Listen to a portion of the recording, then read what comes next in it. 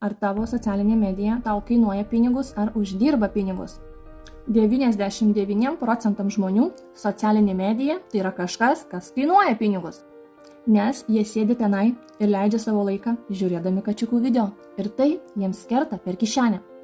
Nes tą laisvą laiką jie galėjo panaudoti kažkam produktyviam, paaugti, uždirbti pinigus ar panašiai.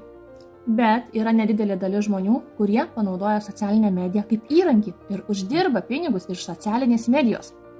Sako, jeigu tavo telefonas yra išmanusis, bet jis neuždirba tau pinigų, jis nėra išmanusis, taip?